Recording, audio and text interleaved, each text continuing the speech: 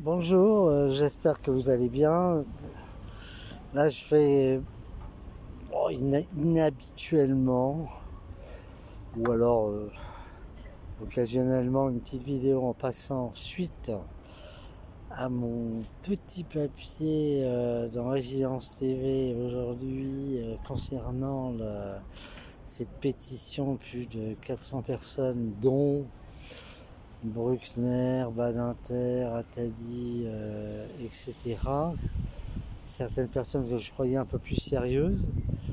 Une pétition contre ce jeune journaliste de Valeurs Actuelles, directeur qui a été nommé par Lagardère au JDD, Journal du Dimanche, et là il y a une sorte d'hallali de tous ces gens chassant en meute contre un supposé journaliste d'extrême droite. Tout ça parce que Valeurs Actuelles avait fait une bande dessinée qui a été condamnée sur l'esclavage au XVIIIe siècle en Afrique, et sur le fait que cette traite était également organisée par les Africains eux-mêmes, qui non seulement d'ailleurs par rapport à la traite transatlantique, mais aussi la traite arabo-musulmane.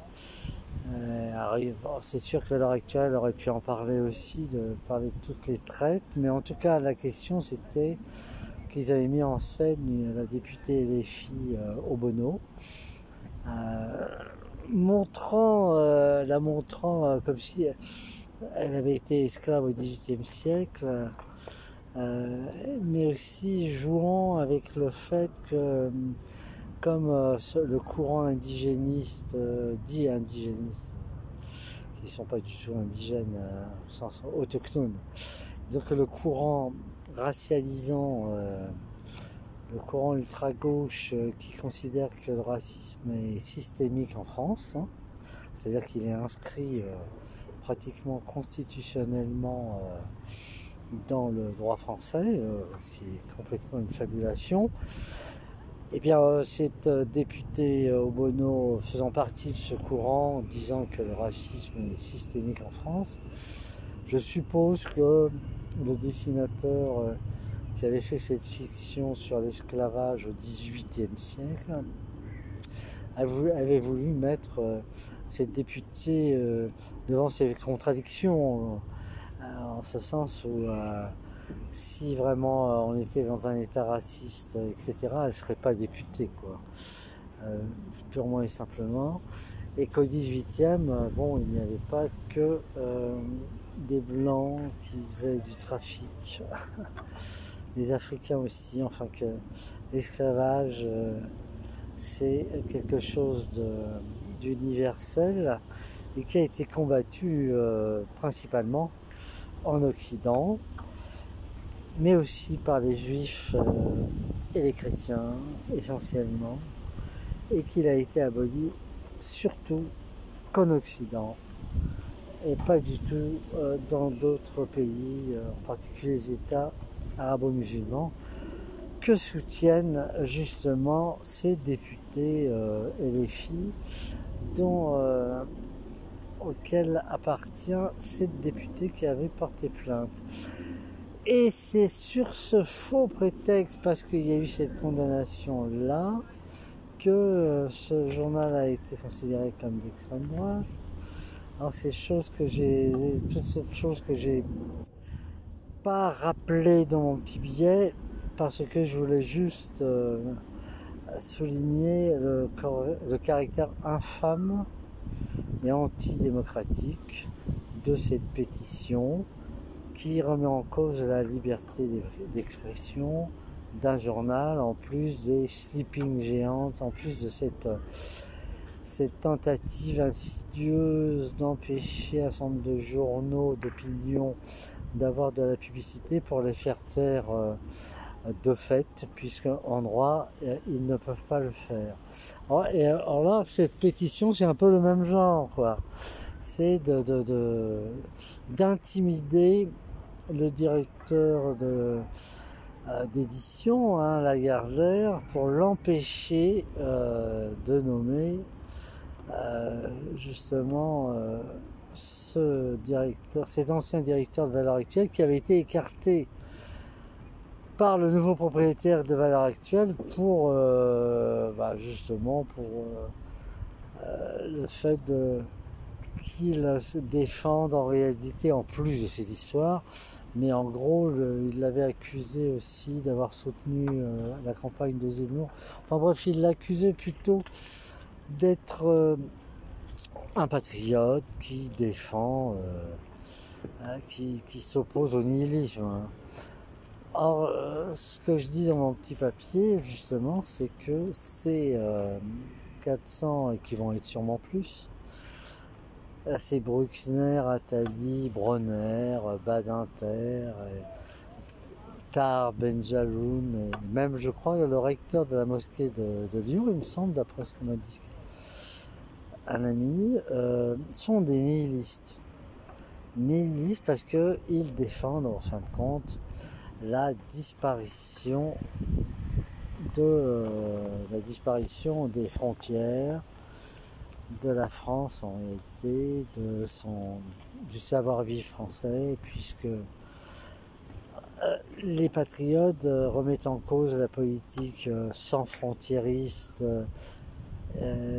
des pouvoirs publics, le fait que la notion de citoyen s'efface, qu'il y a cette idée qu'il n'y a plus d'identité de nation, et ça s'articule à l'idée qu'il n'y a plus d'identité de genre, il n'y a plus d'identité du tout. L'individu doit être effacé, c'est plus qu'un combiné interchangeable, injectable, mais qui doit consommer impérativement pour le PNB, qui je ne vois pas pourquoi d'ailleurs il s'appelle PN, produit national, c'est produit intérieur ou extérieur brut, hein. Il y a une sorte d'effacement, de volonté de tout ce qui pouvait distinguer la nation en tant que communauté de destin.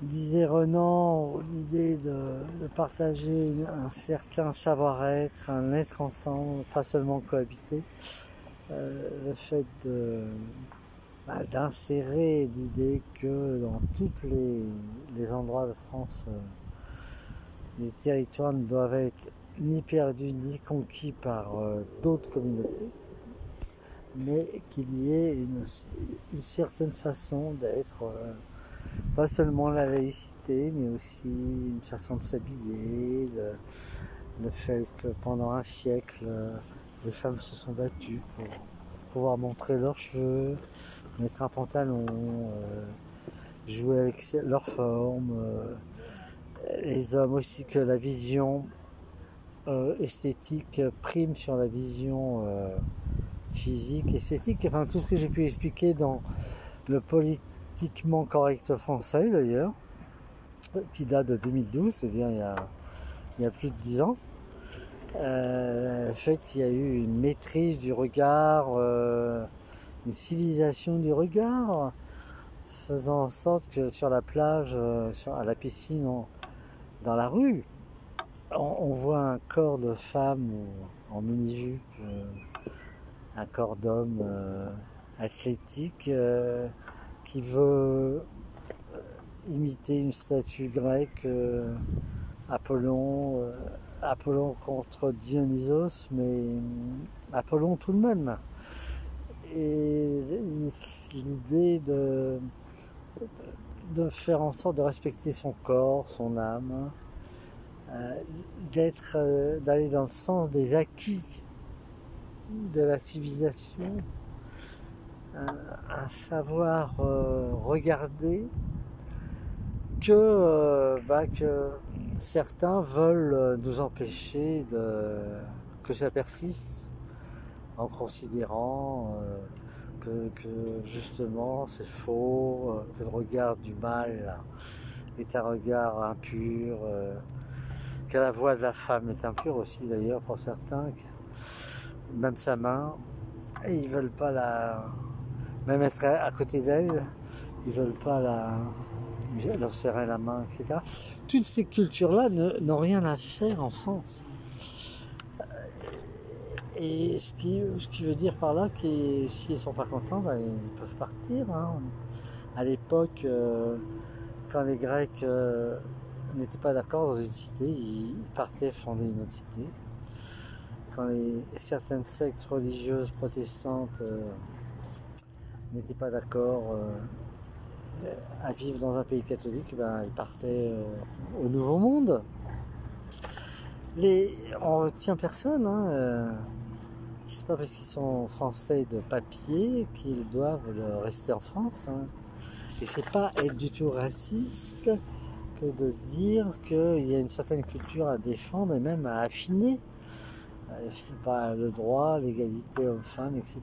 Enfin, c'est tout ce que, me semble-t-il, ce journaliste défendait aussi, et que par amalgame, ces pétitionnaires, que la pétition vous la trouvez sur le jour, enfin l'ex-journal du soir, qui s'appelait, qu'on appelle encore Le Monde, enfin si vous voulez, qui était un journal dit de référence et qui est en fin de compte aujourd'hui un journal nihiliste comme les autres, hygiéniste,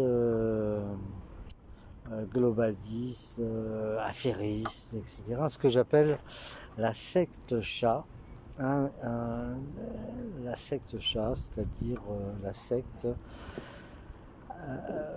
qui est à la fois scientiste, c'est le S, H hygiéniste. Les deux A, c'est affairiste et alarmiste, considérant qu'on va tous mourir dans quelques années, etc.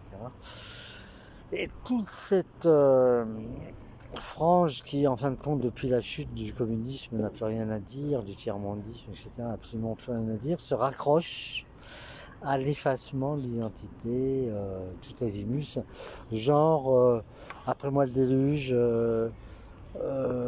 puisqu'on n'a pas pu détruire le capitalisme, eh ben, auto-détruisons-nous, mais les autres d'abord, parce qu'il faut sauver nos places, il faut sauver nos émoluments dans la presse, l'État donnant 3 milliards, je crois, pour chacun, les éditions, les grandes éditions, soi-disant, enfin, qui donnent au ministre de l'économie la possibilité de publier dans la collection blanche ces histoires de dilatation, etc. Enfin, il y a une sorte d'effondrement intellectuel, culturel, mais toute cette gauche qui prétend donner encore le là, alors que elle en est au stade du caniveau maintenant, quasiment, enfin c'est le caniveau, et elle veut nous emporter dans son effondrement en criant au loup, alors que c'est elle-même le loup. C'est ça qui est fou. C'est l'histoire vraiment du petit chaperon rouge avec... là, ils veulent montrer patte blanche, là. Et nous sommes les chaperons rouges, ils veulent nous montrer patte blanche, disant non, non, regardez, nous avons... Alors que ce sont eux les loups de la secte. Ce sont eux qui amènent à la destruction, à l'effondrement. Enfin, c'est plus du tout...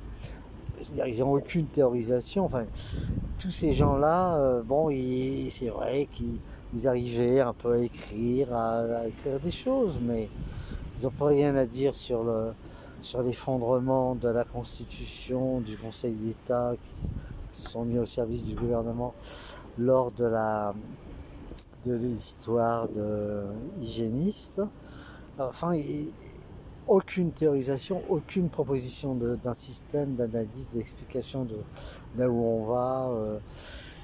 et philosophe, celui qui propose un système de pensée. Hein.